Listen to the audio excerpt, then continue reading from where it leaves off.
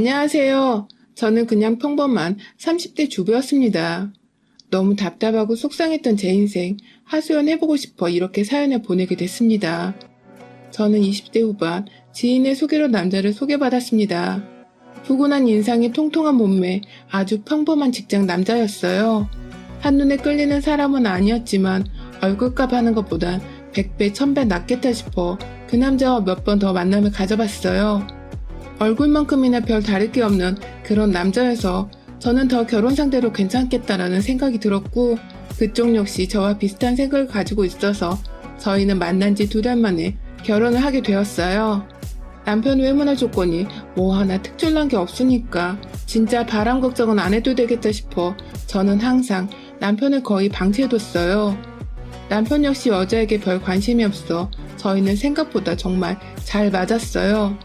그래서 신혼 초 더 좋았던 것 같아요. 서로 터치하는 거 없이 각자의 삶을 존중해주고 잠자리는 서로의 마음이 통할 때만 하는 걸로 합의를 보니 정말 최고의 룸메이트 같았어요. 그런데 어떤 결혼이든 장점이 있으면 단점이 있는 거잖아요. 역시나 이 결혼의 단점은 존재했습니다. 바로 남편이 막내라는 점이었어요. 그렇다 보니 엄마와 누나 2명의 사랑을 아주 듬뿍 받고 있었더라고요. 처음엔 나쁘지 않았어요. 왜냐면 남편의 누나들이 남편을 챙길 때마다 저까지 아주 잘 챙겨주셨거든요. 시어머님 역시 남편을 잘 부탁한다며 항상 저에게 친절하게 대해주셨어요. 하지만 이 모든 행복은 딱 1년짜리였어요. 남편은 결혼생활 1년 동안 총 4번 직장을 옮겨 다녔고 그것 때문에 저는 제대로 남편에게 생활비조차 받지 못했어요.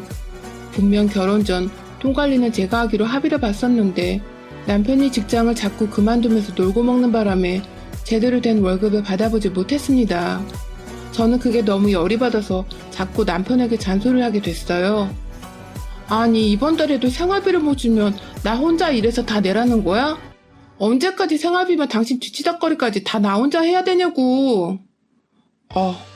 나도 오래 다니고 싶지. 그런데 몸이 너무 힘들어서. 다 힘들어 다. 나도 힘들고 세상 사람들 직장인데 다 힘들다고. 왜 당신만 힘들 거라고 생각하는데? 좀 제대로 좀 하라고. 이날 처음으로 남편에게 화를 내며 잔소리를 했어요. 남편은 완전 기가 확 죽었더라고요. 그런 남편이 조금은 불쌍해 보이길래 퇴근길에 장을 봐서 집으로 딱 들어갔는데 신발장에 못 보던 신발들이 있는 거예요. 저는 갑자기 불안해졌어요. 혹시나가 역시나 시어머님과 형님 2분이 다 저희 집 소파에 딱 앉아 계시더라고요. 그 사이 제 남편은 아주 편하게 누워 과일을 받아먹고 있었어요. 여보 왔어? 엄마하고 누나가 같이 밥 좀 먹지. 저는 너무 당황스러웠어요. 그 전날 싸운 것 때문에 혹시 찾아온 건가 싶어가지고 괜히 쫄리더라고요. 장봐 왔네? 옳게 오늘 맛있는 것 좀 해주게? 우리 같이 먹어도 되지? 여자 3명이서 조잘조잘 되는데 아주 정신이 쏙 빠졌어요. 저는 일단 음식을 하겠다는 핑계로 부엌으로 갔어요. 그러자 시어머님이 굳이 따라와서 제 요리에 혼수를 두시더라고요. 재료 손질을 왜 이렇게 하냐? 물은 왜 자꾸 틀어놓으냐? 쌀은 왜 이렇게 힘없이 씻냐? 반찬은 왜 이 정도밖에 없냐 등 아주 방언이 터져서 진짜 미치겠더라고요. 그럴 거면 자기가 밥을 하면 되지 굳이 입으로 요리를 하는 이유가 뭐냐고요. 저는 정말 이해가 안 됐어요. 겨우겨우 밥을 차리고 같이 상에 앉았는데 역시나 전날 싸운 얘기를 꺼내시더라고요. 우리 막내 직장 옮기는 것 때문에 둘이 어제 싸웠다며? 싸웠다기보다 그냥 얘기를 한 거예요. 사람이 살다 보면 회사가 안 맞아서 그만둘 수도 있는 거야. 그치? 네. 옳게 목소리가 안 들리네? 우리 엄마 말이 못마땅해? 아니에요. 그런 거 진짜 아니에요. 너희들은 가만히 있어봐. 우리가 따지는 걸로 오해하겠다. 딱 봐도 일부러 제 귀를 누르려고 하는 게 보였어요. 그런데 악역인 게 싫었는지 지들끼리 아주 북치고 장구치고 하더라고요. 사람들은 다 자기가 맞는 일이 있는 거야. 우리 막내는 아직 자기한테 딱 맞는 일을 못 찾아서 이것저것 경험해 보는 거고. 그럼 아내 된 도리로서 네가 이해해주고 또 보듬어주면서 내조려야지. 그 몇 푼 안 되는 푼돈으로 자꾸 눈치를 주려고 하지 마라. 알겠지, 아가? 시어머니는 말을 조곤조곤 하는 것 같았지만 대답을 안 하면 죽을 것 같은 눈빛으로 저를 째려보고 있었어요. 그때부터 저는 제대로 눈밖에 났고 틈만 나면 트집을 잡혔습니다. 진짜 억울하더라고요. 제가 잘못하고 있는 게 아니라 남편이 잘못인데 자꾸 저만 당하니까 정말 속상했어요. 남편은 이 일을 계기로 일을 더 이상 구하지 않았어요. 제 눈치를 보는 건지 안 보는 건지 일부러 시어머님을 매일 저희 집으로 불러왔습니다. 진짜 환장하겠더라고요. 식비는 몇 배로 늘었지 교통비까지 챙겨드리고 용돈까지 드려야 하니까 진짜 저는 여윳돈이 하나도 없었어요. 그래서 저는 어머님이 시댁으로 가신 그날 밤에 남편에게 말을 했어요. 어머님 좀 그만 오시게 하면 안 될까? 왜? 완전 정색을 하고선 핸드폰을 드는 남편. 딱 봐도 제가 뭐라 하면 전화를 할 것 같은 느낌이 들었어요. 그래서 저는 바로 핸드폰을 뺏고선 말했어요. 아 진짜 언제까지 나 이렇게 살아야 되냐고. 힘들어. 진짜 당신은 일도 안 하면서 먹을 거나 축내고 앉아있고 거기에 시어머님이랑 형님들 오시면 식비는 몇십 배라고. 내 입장 좀 생각해야지. 왜 당신 입장만 생각하냐고. 제가 돈으로도 너무 힘들고 시댁 식구들이 오면 쉬지도 못해서 정말 너무 힘들다고 말하니까 그제서야 고개를 끄덕이더라고요. 그래서 저는 잘 알아들었나 보다 생각했었는데 아니었어요. 그 인간 몸뚱아리만 둔한 게 아니라 눈치랑 뇌도 둔하더라고요. 제가 퇴근하고 돌아왔는데 역시나 소파에 나란히 그 넷이 앉아있었고 거기에 남편은 저에게 말했어요. 엄마랑 누나도 없다고 생각해. 그냥 나 보러 온 거니까 편하게 쉬어. 아니, 저렇게 말하면 제가 어떻게 되냐고요. 그 말을 들은 시어머니가 형님들은 저에게 물었어요. 우리가 오는 게 불편하냐? 옳게, 설마 우리가 오는 것 때문에 막내한테 뭐라 했어? 설마, 진짜? 아니지? 그 세 사람이 앉아서 저를 보고 따져묻는데 진짜 머리가 어지러지고 속이 울렁거리더라고요. 진짜 그 누가 그 자리에 섰어도 저와 같은 기분이었을 거예요. 여자 새세기는 정말 너무 셌습니다. 그렇게 저는 또 쩔쩔매면서 아니라고 그런 말뜻이 아니었다고 변명을 하고 또 아부를 떨었어요. 그 세 사람은 일주일에 5번씩 저희 집에서 살았고 저는 두 손 두 발 다 들어버렸어요. 그러다 진짜 제가 장염으로 집에서 알아 누운 적이 있었는데 그때 진짜 제대로 일이 터졌어요. 아파서 자고 있는 거 뻔히 알면서 TV 볼륨을 미친 듯이 키워놓고 아주 떠들면서 놀고 있는 거예요. 그래서 저는 남편에게 전화를 해서 잠깐 방으로 와달라고 말했어요. 남편은 방에 들어와서 해맑게 웃으면서 왜? 그러더라고요.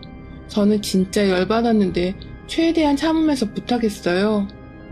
나 너무 아파서 그러는데 약이랑 물 좀, 그리고 TV 볼륨 좀 낮춰줘. 잠을 못 자겠어.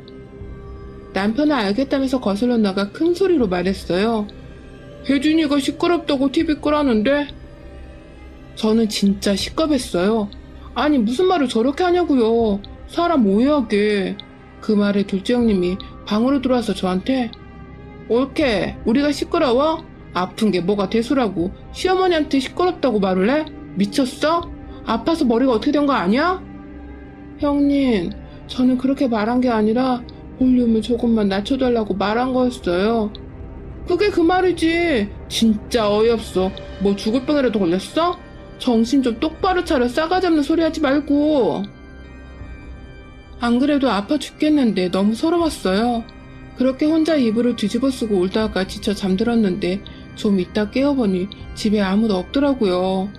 그래서 다행이다 싶었는데 조금 있다 다시 그 네 사람이 돌아왔어요. 아주 고기 냄새를 풀풀 풍기면서 시끄럽게 들어오는데 남편 손에 제 지갑에 들려있는 거예요. 저는 황급히 핸드폰을 확인해봤더니 거의 30만원어치 소고기를 잡수고 왔더라고요. 그 와중에 눈치 없는 시어머니와 형님들은 저에게 오케이 땡큐 잘 먹었어 라고 말하며 소파에 앉았어요. 남편은 아주 싱글벙글 저에게 윙크까지 하더라고요. 저는 그 모습에 꼭지가 제대로 돌아버렸어요. 그래서 남편의 손목을 잡고 안방으로 들어가 문을 잠갔어요. 그리고 막 따지기 시작했습니다. 그동안 받은 서러움과 지금 당장 쓴 그 돈이 얼마나 힘들게 번 내 돈인지 아냐고 막 따졌어요. 울면서 막 남편의 가슴을 때렸는데 문 밖에선 아주 난리가 났더라고요. 결국 형님들과 어머님은 문을 아주 부서져라 내리치다 문고리까지 고장나서 안방까지 들어왔어요. 그리고 아주 죽일 듯이 제 머리채를 잡고 흔들었어요. 네가 미쳤구나? 감히 남편한테 손을 대? 네 남편이기 전에 내 동생이야. 둘째가 먼저 제 머리채를 잡고 첫째가 와서 제 뺨을 때렸어요. 옳게, 우리가 진짜 그동안 참아주니까 아주 만만해서 미치겠어? 왜 이렇게 기어오르지? 저는 진짜 참을 만큼 참았다 싶어 두 여자의 머리채를 동시에 잡고 반격을 했어요. 그러자 시어머님이 제 등짝을 마구 갈겼어요. 결국 저는 바닥에 나뒹굴었고 서럽게 울었어요. 4대 1은 정말 힘들더라고요. 아니, 불가능하잖아요. 결국 저는 그날 그 사람들한테 무릎까지 꿇렸고 남편에게 잘못했다고 빌어야 했습니다. 진짜 제가 뭘 잘못했는지도 모르겠는데 그 사람들이 사과를 시키니까 어쩔 수 없이 빌어야만 했어요. 진짜 너무 속상하고 분하고 너무 열받는데 어떻게 할 수가 없었어요. 그렇게 그날이 지나고 저는 친정에 가서 울며 그동안 있었던 일들을 모두 다 사실대로 말했습니다. 저희 부모님과 여동생은 아주 난리가 났어요. 부모님은 당장 이혼하라면서 저한테 불같이 화를 내셨어요.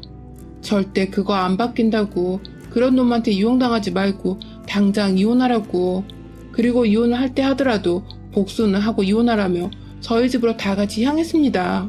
저희가 도착했을 때 역시나 그 사람들은 소파에서 TV를 보고 있더라고요. 저희 부모님과 여동생은 안녕하시냐면 자연스럽게 그들을 밀치고 소파에 다리를 한껏 벌리고 앉아버렸어요. 시어머님과 형님들은 아주 그 속으로 밀려났고 남편은 멍한 표정으로 저를 쳐다봤어요. 저는 외면했고 남편은 땀을 흘리기 시작했어요. 시댁 식구들은 아주 눈치를 보면서 서로 눈빛 교환만 줄장 하더라고요. 냉랭한 분위기에 저희 아빠는 남편에게 말했어요. 자네는 장인어른 장모님 왔는데 음료도 안 내오나? 아버님 죄송합니다. 남편은 황급히 냉장고를 열어 냉장고를 살피는데 지네들이 다 처마시고 처먹어서 남아있는 게 없더라고요. 그러면서 저를 쳐다보는데 제가 입모양으로 어쩌라고 라고 말했어요. 쭈뼛쭈뼛 대면서 거슬러 오더니 장인어른 마실 게 없는데. 아빠는 완전 인상을 팍 쓰시면서 왜 이렇게 눈치가 없어? 없으면 달려가서 사와야 할 거 아니야? 네 장인어른. 말하고 나가려고 신발을 신었어요. 근데 남편은 백수라서 돈이 없잖아요. 저를 살짝 부르면서 돈을 달라고 하는 거예요. 저희 가족들은 그걸 보고 완전 헛웃음을 지었어요. 제가 돈을 안 주니까 계속 절 부르는 거예요. 그 모습에 저희 아빠가 또 열받으셔서 자네 몇천 원도 없어서 내 새끼한테 돈 구걸하나? 자넨 몇천 원도 없으면서 뭘 믿고 일을 안 하는 건가? 난 뭐 돈이 많아서 일을 안 구하는 줄 알았지. 그러자 시어머님이 입을 열었어요. 아니 그건 애가 맞는 일을 못 찾아서 그런 거예요. 사돈, 사람들이 다 맞는 일만 하는 줄 아세요? 다들 안 맞아도 열심히 돈 벌려고 하는 겁니다. 1년째 놀고 있으면 이건 문제 있는 거라고요. 시어머님은 아버지가 완전 팩트로 따져버리니까 아주 얼굴까지 빨개져서 아무 말도 못하더라고요. 내 딸이 힘들게 번 돈으로 편하게 살려고 했나 본데 나는 그 꼴 절대 못 봅니다. 뭐요? 그럼 애들 이혼이라도 시키겠다는 말씀이세요? 당연한 걸 뭘 모르십니까? 1년이면 참 많이도 참아줬지. 아무리 양심이 없다 해도 그렇지. 벼룩도 당신네들보다 낫겠어요. 시어머니와 형님들은 줄창 당하니 할 말이 없어졌는지 계속 욕만 하더라고요. 그걸 듣고 있던 저희 엄마가 다시 시어머니에게 말했어요. 내 자식한테 손대셨다면서요? 당황하며 시어머님이 말을 못하니까 형님들이 맞을 짓을 했으니까 맞은 거라고 말을 하더라고요. 그 말에 열받은 엄마는 남편의 뺨을 때리셨어요. 맞을 짓 했으니까 당신 새끼도 맞아야겠네요. 내 딸 피 같은 돈으로 놀고 먹은 값 다시 뱉어내야 할 거야. 당장 내일 소송 진행할 테니까 아주 제대로 혼나보라고. 시어머님은 저희 엄마의 머리채를 잡으려다가 제 동생에게 머리채를 잡혔고 그대로 몸싸움이 일어났습니다. 그 모습에 열이 받은 아버지는 그 사람들을 모두 집 밖으로 내보냈어요. 여기 내 딸이 그동안 혼자 벌어서 혼자 돈 낸 집이니까 당신들은 들어올 자격도 없어. 당장 꺼져. 아예 문 밖으로 내보내고 문고리랑 완전 잠금까지 눌러버려서 밖에서도 열지 못했어요.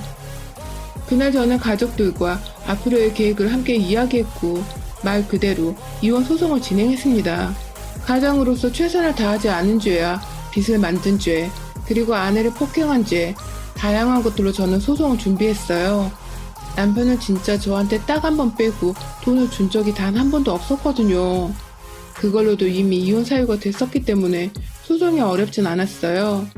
훨씬 불리한 게 많은 쪽이 남편이기 때문에 계속 저에게 합의혼을 하자며 매달렸지만 저는 절대 안 된다고 못 박아 말해줬어요. 그러자 남편은 무릎까지 꿇고 빌더라고요. 첫째 누나는 이혼할 때 돈도 제대로 못 받고 나와서 한 푼도 없고, 둘째 누나는 알잖아. 돈 개념 없이 명품 사들이는 거. 거기에 사기까지 당해서 우리 집 진짜 개털이란 말이야. 왜? 네 엄마 있잖아. 나 괴롭힐 때 이용한 네 엄마. 엄마가 돈이 어딨냐?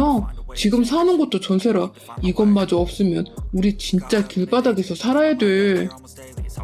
진짜 잘못했어, 여보. 내가 잘못했어. 진짜 너무 웃겼어요. 애초에 남편은 저에게 거짓말을 했더라고요. 그렇게 좋은 집은 아니었지만 그래도 그 집이 자기네 거라고, 엄마가 나중에 자기한테 물려줄 집이라고 자랑하더니 가진 게 없어서 있는 척하고 싶어 거짓말을 한 거였대요. 완전 막장도 이런 막장이 없었어요. 저는 더 용서할 수가 없어서 절대 합의혼은 없다고 말했습니다. 그러자 시어머님이 저한테 찾아와서 따지더라고요. 꼭 이렇게 해야겠냐고. 자기네들 입장에서 충분히 뭐라고 할 수 있는 건데 왜 이런 거 가지고 이혼을 하자며 적반하장으로 나오더라고요. 그걸 동생이 보고 엄마한테 일러서 집에 있던 엄마가 물을 한 바가지 가지고 나와 시어머니에게 부어버렸습니다. 제대로 물사다기를 맞은 시어머님은 아주 날뛰었고 저희 엄만 한 바가지 더 줄까요? 여기가 어디라고 뻔뻔하게 찾아와? 진짜 얼굴이 몇 개예요? 아 됐고 또 찾아와 봐요. 그땐 물바가지로 안 끝날 테니까. 엄만 제 손을 잡고 집으로 들어갔어요. 어디 다친 곳 없냐면서 저를 안아주시는데 저는 진짜 너무 웃긴데 눈물이 나서 엉엉 울면서 웃었어요. 그런 일들이 생긴 후에 저희는 결국 이혼을 했습니다. 남편은 결국 저에게 위자료를 줘야 했고 재산 역시 공동재산이 없어 나눌 것도 없었습니다. 남편은 또 백수의 빚까지 늘어버렸어요.